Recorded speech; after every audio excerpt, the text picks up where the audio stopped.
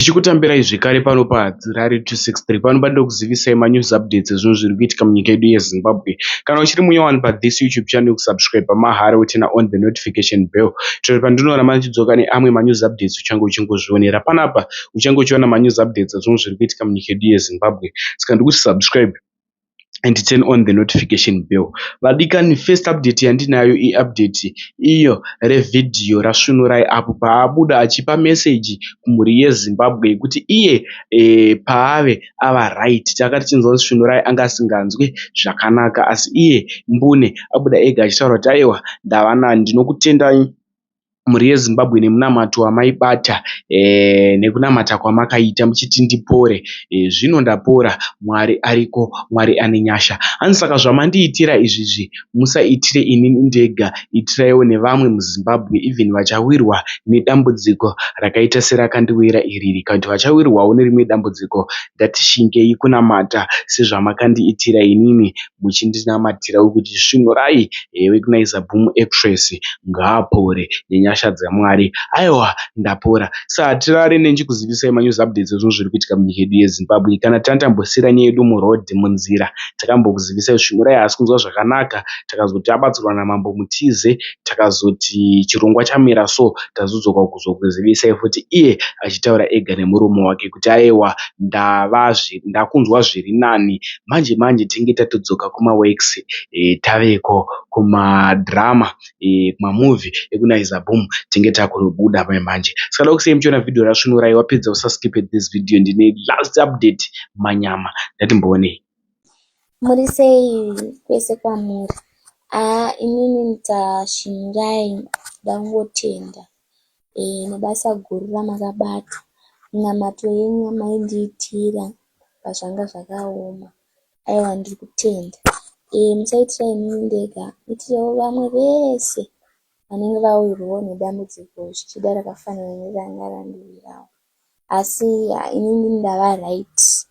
Ndiri kungotenda kuti pamberi apo ndinenge ndakutodzoka kumaworks, ndakutoita zvandajaira kuita mazuva ese. Ndiri kutenda, rambai makadaro. Rudo rwenyu handiona hangu kumenshona mazita nekuti handingakwanisi kukupedzai mese, asi ndinongotenda mese makabatsira pamwe kuti ndiite zvakanaka. Thank you. Last update iyo yemurume iye ari mujeri. Dauti zvita zvamunofunga mucomment section pamusoro pevidhiyo remurume uyu. Ndati makawanza malikes, ndinowanzawo manews updates. Makaitawo mashoma, ndinoitisawo manews updates mashoma. Makawanza mashares, kushare kune hama neshamwari nekulike this video. Ndichakasika kumhanya nemanews updates. Vadikani, ndatitambirei kure nechinhu chinonzi kupara mhosva unopinda mujeri usingafungire. Musahadzirari, ndafunga kusiyai tosangana zvekare munguva inotevera. Manje. So much love. Nyaya yangu iri interesting zvayo kana ichitaurika, saka ndoda kuti ndiite sei nditaure nyaya yangu zvizere. Ndiri munhu akabuda muno muZimbabwe, ndichinogara kuSouth Africa for some time. Ndakabuda 2005 for the first time, ndichinogara kuCape Town kuSouth Africa. Saka ndakagara ikoko ndokwandakatangawo mhuri yangu. Ndiri ikoko ndikaroora mudzimai wangu, tikatochata kuCape Town ikoko. Vandazobva kuCape Town 2015 muna April tichienda kuDubai. Saka ndakagara kuDubai 3 years tichisenza kuDubai ikoko. Ndaisenzawo mabasa emarestaurants nemumahotels, because pamaqualifications angu andinawo inini ndakaita guest services administration. Saka mahotels mazhinji andaisenza kuDubai ndikaita guest services manager. Mandaita 3 years dzangu ndichi kuDubai. Pandazobva kuDubai muna 2017 ndacontractwawo neimwe company yakanga yandicontracta kuKabul, Afghanistan. Saka yenge iri company yaisenza in conjunction neUS Embassy. Saka takaita contract ye1 year. Pandasenza 1 year, vandazopedza contract yangu muna August 2018 ndopakapera contract yangu kuAfghanistan. Vandabva ikoko vandamboenda kuSoutheast Asia. Ndakambosenza kuIndonesia, vandambosenza kuMalaysia, vandasenza kuSingapore, saka kwangu ma 3 months vatazodzokera finally ku Dubai. Pandakazopedza contract yangu kupedzisira, that was ku Singapore. Ndakadzokera ku Dubai ndoko kune mudzimai wangu, because aigara tese nemudzimai wangu 3 years dzese dzitaigara tese. Saka ndadzokera ku Dubai, vatazofunga ine ndikati ndoda kuita settle back kumusha, let me prepare zvinhu zvangu ndotese ndodzokera kuZimbabwe. Ndakakuita zvaizvozvo vatavirirana nemudzimai, ndobva ndadzoka 2020 ndo mazuva akanga aine covid ichipisa. Saka ndakambosvika ndamboenda kuJohannesburg chindona mhuri yangu, because mhuri yangu anga iri kuJohannesburg, mukadzi ndiye anga ari kuDubai. Saka ndakangoita about 3 months ndiri kuJohannesburg, ndazoti chigai ndite sei ndidzokere kumusha kunana Mudhara ndondogadzirawo pangu pekuti apa ndo pamusha pandichaya ndichigara kana zviri kusenza zvapera izvi. And then ndakasvika 2021 muri munana June covid ichipisa, pakana pakatakauya takatomboita some 2 weeks tiri paHarare Polytechnic, tiri quarantined paHarare Polytechnic. Saka pakangopera quarantine ndobva ndatongodzika kumusha kwaChenda Mbuya. Kwakusvika ndopatakatoonana naMudhara, kwakuvaudza kuti ndonyaya iripo, ndaita sei ndauya kuti tichimbogadzira pekuzogarawo kana ndaita sei kana ndaretire. Saka ipapo pacho ndo pandakatowakawo mastructures angu paplot yangu yandakapiwa naMudhara wangu. Mudhara wangu it's a big plot, more than 10 hectares. Ndo patakatoonana naMudhara, kwakuvaudza kuti ndonyaya iripo, ndaita sei ndauya kuti tichimbogadzira pekuzogarawo kana ndaita sei kana ndaretire. Saka ipapo pacho ndo pandakatowakawo mastructures angu paplot yangu yandakapiwa naMudhara wangu. Mudhara wangu it's a big plot, more than 10 hectares yeland. Saka ndo kwandakatowakawo zvandakavaka, ndikatotanga kuplanta mafruit trees zvakawanda zviripo pangu. Pandakazosungwa 2022 ndinge ndatombodya magwavha, ndambodya nzimbe, sandakasvika ndichisa 2020. Saka ndakazosvika patime yandakazotaura naMudhara, ndakuda kuchimubvunzwa manje, because kwandaisenza kwese uku ndichitenderera ndichienda Cape Town, South Africa, kuDubai, kuAfghanistan, everywhere, South East Asia, yes. Hapana gore raipfuura ndisina kumboita kana 2 trips dzandouya ndichiona naMudhara, tichiuya ndoita holiday yangu, ndoenda ndonona mhuri yangu Cape Town, ndobva ndazodzokera kwandine ndiri kusenzera kwachikoko. Saka pese pandaiuya pacho ipapapa ndaitosirawo Mudhara mari, iyi mozoonawo zvamunoita, ndichengeterewo pane zvandida kuzouya ndicha sei ndichizotenga kana ndaita sei kana ndadzoka. Saka ndaipa Mudhara mari dzakawanda, ndaigona kumusira kana $500 yekuti isaipa saidi, ndomusirawo kana $200 kuti aita henyu zvamunoita sei zvamunoda nayo. Saka inini mupfungwa dzangu ndaiti Mudhara anofanira nga atone mari dzinotosvikwa kana kuma $2,000 $3,000 zvekuti kana pandakamubvunza ndikati Mudhara ndadzoka ndoda kuti tiite sei tichitanga kutengawo zvinhu zvangu tichinodevelope kuplot ramakandipa. Saka Mudhara akanditi handina mari. Ndikati aiwa ndiri kutaurira pamari iya yandakaita sei yandaikupa iya ndichiti ndichengeterei, imwe yacho ndaiti idyai henyu itai zvamunoda. Saka takazongosvika patime yekuti Mudhara akati hapana kana sendi riripo pamari yacho yese iyoyo. Saka zvakatombondidya mwoyo stereki, ndikatomboita time yandakatombodzokera futi kuSouth Africa, ndatombosiyana nazvo izvi. A grand celebration was said, a feast for the chiefs, the elders, the community. But the centerpiece was missing, meat, and with it, Munyaradzi's peace of mind. Ndo pandakasvika kuna Mudhara ndatomutaura nyaya iripo, ndikati ndakufunga kuzokuita zvekudzokera kuDubai. But musi wa 29 April ndine birthday rangu. Saka ndandiri kukumbirawo mombe 1 mudanga menyu, because birthday party yangu ikaya ndakainvita vanhu vakakura chaivo, vana Mambo Makoni, vana Chief Chenda Mbuya, masabhuku ese ward 5 yekunhingirikini kwa Chenda Mbuya vese kunge varipo, vese kwakapromisa tiri kuuya kupati. Saka nini pasara 1 day manje musi wa28 tisati mangwana ibirthday, zvimwe zvese zvatoitwa sei zvatogadzirwa, tatopicha very big tent, tatotora PA system yekuchechi kwandoenda chechi inonzi Walkfan inoitwa nasekuru wangu inini. Saka takangoti sekuru ndo zviripo izvi ine birthday party, saka tiri kukumbirawo chitendi nePA system vakatondipa zvese. Saka ndakauya ndikatopicha not far from pamba pana Mudhara, kuseri kwangu kuseri kwegomo, kwezi ndogara kuseri kwegomo pana naMudhara.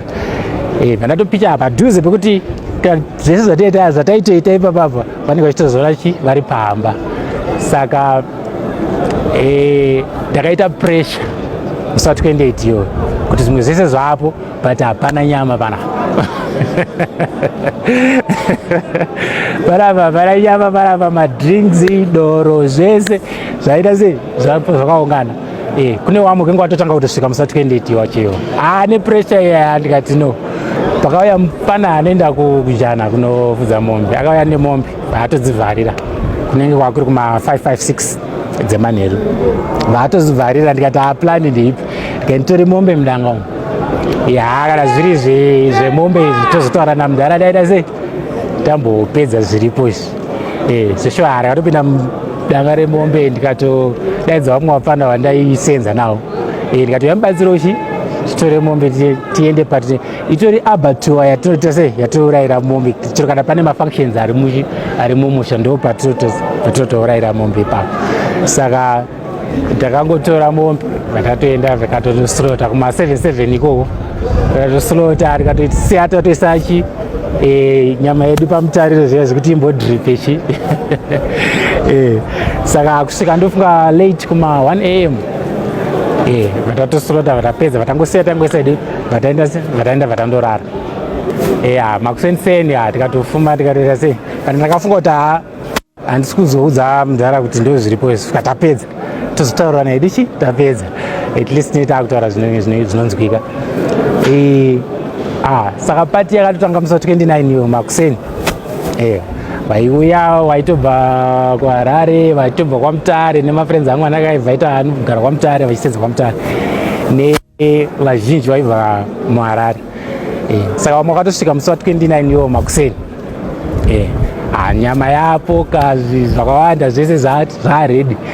Saka ndakatongotorawo vakomana vandoziva kuti vari active kwakutotaura kuti nyama iri kuda kutoita sei, kuda kutotemwa kuti by lunch time vanenge vakuita sei vakutodya. Music yedu yakutorira zvakanaka. Vana Mudhara wacho vakatouyawo, tanga tiripo pabirthday ipapo, vakadya nyama vakadya nyama, vana kuziva kuti mombe yakaita sei yatorwa mudanga. Saka birthday yakaita sei rakapera, everything was nice. Vanhu vese vandanga ndakainvita vashoma vasina kuuyawo, but vazhinji vacho vese vakati sei vakauya. Following day vapaita kuti pana Savira waMudhara wangu, best friend aMudhara wangu, got a long history naMudhara wangu, wakatombosungwa munguva yehondo, vakagara kunonzi kuHwaHwa prison. Saka akashaya Mudhara iye anonzi Mudhara Sabeta. Tonzi naMudhara inini ndakura mwanangu, because Mudhara wangu haakura, is 91 this year. Saka iwewe ndiwo wakuita sei, because ndini mukomana mukuru anga ari pamusha, vamwe vese vari overseas.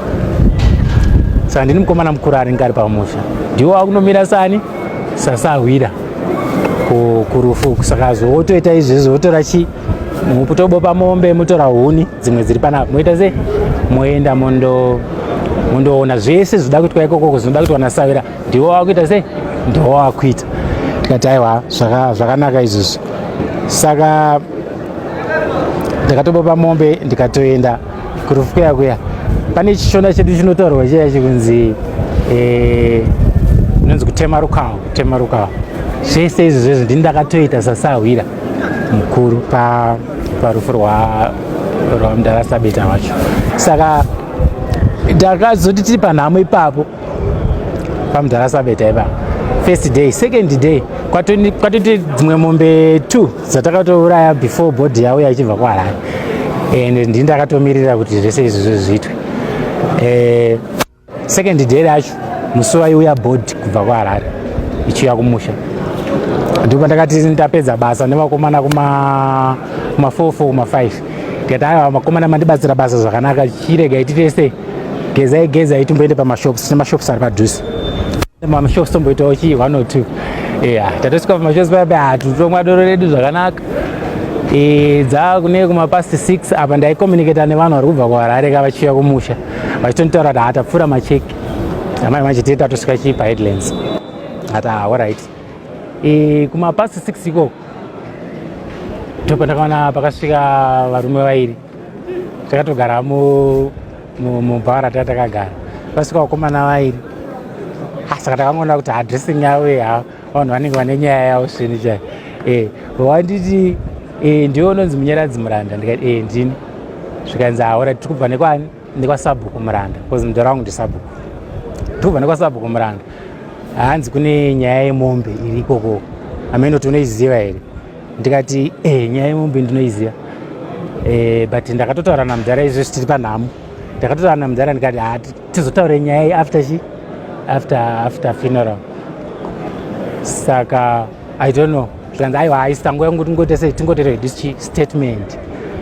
Unodzoka kwako chi kunhamo kwako. Saka handeichi kubase kwachienda mberi. Kundopinda kwake muusungwa zvakaitika kuti kwemazuva 3 tinge tichitsvaga kuti mombe yakaenda kupi. Kambisirwa iyo mombe yakatourayirwa padhuze panemba iri panhasa. Kuziona kwatakaita shoko ringe riri kungofamba muchikuhwa. Zvasi ndakaisandisa nyaya kupolisi kuti ndiwo vanoita kutsvaga umbo hwakakwana. Polisi vanazviisa zvese mumaoko mepolisi. Tikenge tikatirere takatozomuka tichiona mombe mudanga hamuna. Umbo huchiti mombe yakapfigirwa mudanga asi hamuna. Mashoko semataurira aita baba anga hakufamba kuti mombe yakatorwa mudanga mawo imo nemwana wawo. Angu wamakuhwa ari kufamba kutsvaka chokwadi. Saka zvakabva zvazobuda zviri kuti Munyaradzi ndiye akatora mombe mudanga mawo. Vakatokumbira muridzi webhotoso transport kuti tiende kubase kwachienda mbwe anonzi Mangoma. Saka Mangoma ndiye akatotitakura nemotikari yake. Saka tichibva mumashops pavo road yatinoenda nayo tichienda kwachienda mbuya tinotopfuura nepagedhi pedu. Tasvika pagedhi ndikatoti alright handi ikati tinoone mudhara tinzwe kuti zvakamira sei, because sina mudhara tatakatowirirana tikati hatozotaura tapedza zvefuneral. Saka vakandirambidza manje aiwa iwe sara mumotikari. Saka ndakati ndakagara mumotikari meyamwe ndokwabuda mupurisa 1 ndobva apinda kumba. Kaita about 10 minutes ariko ndobva adzoka ari ega, haana kudzoka namudhara. Zvikanzi zvaitapo hatise handi patatopinda mumotikari kwakuenda kwaChendambuya. Saka tichitosvikawo pa10 off yekuti takuenda paChendambuya tisiya inoenda kuHeadlands. Takutosvika pachigudu 10 off ipapo ndopatakatoona convoy yemotikari dzenyaradzo nemotikari vauya nebhodhi yasavira mukuru. Saka ndakatombokumbira titombomira iri pasaidi apa ndimboona hangu motaketi iri kupfuura ndiye savira wangu wandoda kuita sei, watoda kuradzikawo. Zvikanzi aiwa manje unotodzokako before midnight. Zvakanaka, motikari dzapfuura dzaenda, izvo vataprocedure vataenda haidi pabase paChendambuya. Saka takasvika kwakutombogara apa ndatosungwa ndatone mahandcuffs. Tasvika tagara mucharge office meyamwe. Dzato kuma 8, 9, 10, 11 ndatona kuti hapana kwatiri kuenda. 11 dzachaya ndobva wauya zvikanzi alright makuita sei, madya here? Ndikati handitone nzara wangu nditsvagirawo zvokudya. vana vatarara pakatozoyawo mumwe akapinda imomo takatozorara tatu. Tarara the following morning yanga yatezi ndo pari kuigwa Sawira mukuru. Saka tiri muchaji ofisi momo takanzwa kuti pane vanhu vauya apa vari kutotaura nyaya yangu inini. Saka ndakangoramba ndakateerera vandatonzwa nemavoices vandatoziva vanhu vakauya. Saka hanzi vanhu vakinge vauya vachiwitnessa here ndakuzoziva kuti vaivitnesse chii. Zvapera izvozvo ndobva vaenda vadzokera vachitotaurirawo mapurisa kuti tikumbirawo mutikasikire uda kuita sei da kumhanya because mudhara ari kuigwa na12. Saka pavakazouya manje maofficers ndikavabvunza ndikati pane zviri kufamba here because tanzwa kunzi munhu ari kuita sei ari kuigwa na12. Saka pane zviri kufamba here zvekuti munditore mastatements acho ndiite sei ndimhanye wangu zvikanzi chimbomira ndakatozongoona kuti pasisina kwakutozongorelaxa zvangu ndakangoti uye wanga wachitawo zvese zvakuti uyu ndatotadza kutondomuiga mudhara. A father's regret, a system's resolve. A son's fate was no longer in his father's hands. The law had taken over.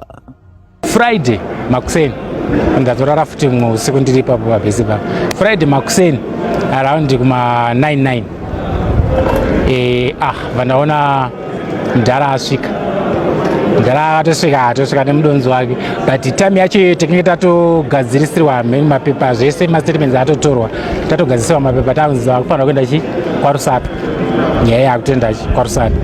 Saka mudhara wangu akasvika nemalifts vasvika kustation yepolisi vatoona titoripo takatogara pavharanda tichitomirira motikari kuti iuye. Saka mudhara akasvika vatokwaziswa nemaofficers ainge ari papapo.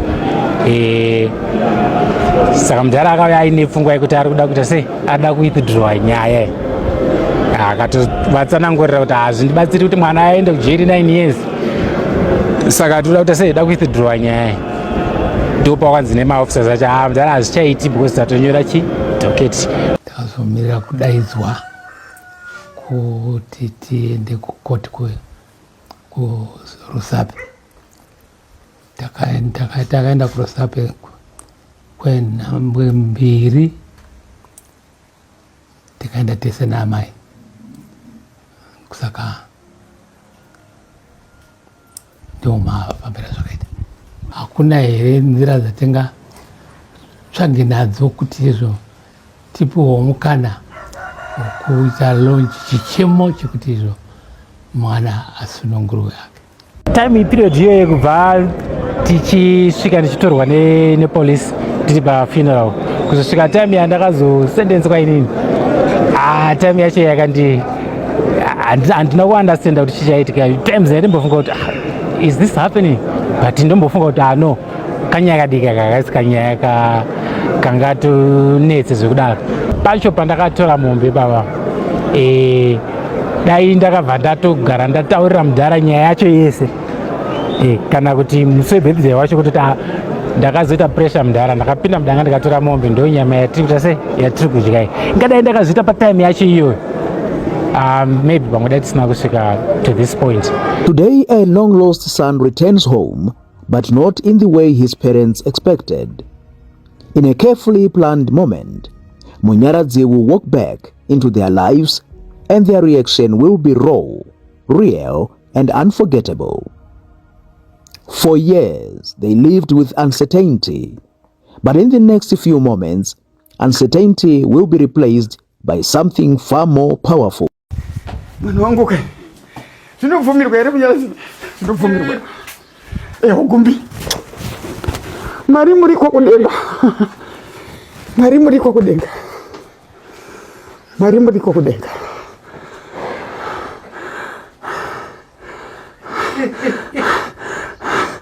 Mwana wangu gani mai? Zotaka kupishika. Kumara kuchema kani? Kumara kuchema. Muriye moyo musandi. Muriye moyo musandi. Muriye moyo musandi. Mashita ngati. Mashita. Mashita. Shamwariza yakatotora idzi manje.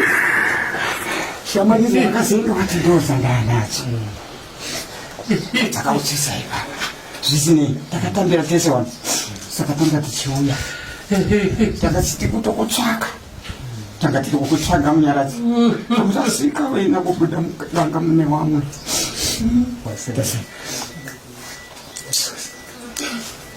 Mazviita nyoko mani. Marita. Ndito shamwari dzakanaka. Mazviita. Mai wewe wanaongoka. Wanaongoka. Antina kumbona. Kana kunoza. Awana kurwa muno mpamo muno. Wanaonga wana kurwa kani wales 8. Munyaradzi vatsaurwa ndikuita vatsaurwa mukati mako mwese vari kutsvaga mari yekuti yawayagwai yawochema mari mazvita inoita sei kuinama mwari ndinomuitira chii kwei mwari ndinokuitira chii kwei. Ndinoitwa assistant principal correctional officer Siwanda. Rehabilitation officer Rari Central Prison. Kuna Munyarazi. Tisuti naye. Naye. Basa redu kana tiri kokunde isu tinoona kuti kwadzoredzera zvazvo. Kwaudza kugara zvakanaka. Zviro kwazvo. Vamwe kuti vasapara mhosva. Zviro kwazvo. Zvakare zvetinoona nezvekuona tikuzivisa kuti ari sei. Zviro kwazvo. Pari zvino patinenge tichigara naye. Zvakare tisu zvakare tinoona kuti haangogari pano we. Unozwa kuti munhu anongogara munhu anozoita pfungwa dzakawanda kana stress inobata. Saka tinotarisa kuti vange vachiita zvakawanda vari mukati meusungu. Tinokutendai. Handitika. Wafudzi wakanaka. Munofudza wai. Handitika. Mubatsirei wei Munyaradzi. Handitika. Paakaenda napapa naifungidzira. Ndizvozvo. Mumhuri yaakabuda hamuna izvozvo. Saka tiri kumutendai mwanangu. Handitika. Saka rwendo rwedu rwatafamba ndauya kunoti zviro kwazvo ndakatadza nezvandakaita tosvika pano kuti ndikumbire ruregerero kuna baba nekune mimai kuti ndakatadza zviro kwazvo ndikumbira kuti mundiregerere. Wakudzokera kumwe musandi ndiko wakudzokera kugadziridza zvinhu zvako. Ndo patinenge tiri kuti dai ukadzokera mugwara iroro ndo rinogadzirisa mashoko uri kutauraya. Dai tikaona uri kuita rivhesi wakaenda kundogadziridza uchidzokera nomumashure kusvikira wasvikira pawakasvikira. Tofunga ndo zvinogadziridza mashoko ako. Hatigoni kuatambira, hatigoni kuaramba. Zvataurwa zvaiswa pachena ende tazvitambira isusu. Kuti zvikaita saizvozvo kwatiri hakusina mutoro. Baba? Ini sama Paulai. Kutambira chemo chako chikuti rukumbira ruregerero. Tirikuda kunditaura kuti ndichinzikwa ndimimi pano.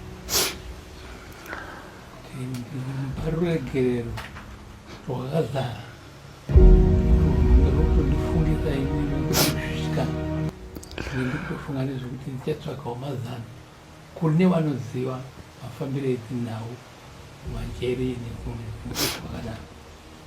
Ndatinge ndine pfungwa yekuti kana zvano pari pano ndikuda kukumbira chekuti izvo ndiise chikumbiro chekuti izvo ndindiregererawo kuti ndi mwana wangu aregererwe zvichokwadi kana kuti nekutapudzirwa mazuva kana kuti nekutoregerwa zvachose kuti izvo takupa amnesty.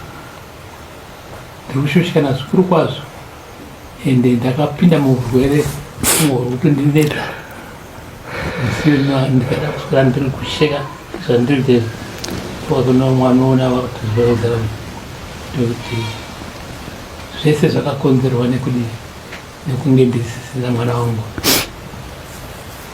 ameno marikomeresa novacho vanomuchengeta nevanogara navo vachidini ndokunogirwa marekomendation asi ndo zvatinge zviri pahana pangu zviripo still nanhasi kuti dai waro paine mafacilities akadaro kumbira kuregererwa kwemwana wangu ine ndamuregerera zvinjere pamberi penyu muchinzwa. A past cannot be erased. A crime cannot be undone. But today, one thing is certain. Love, no matter how tested, can still find a way home.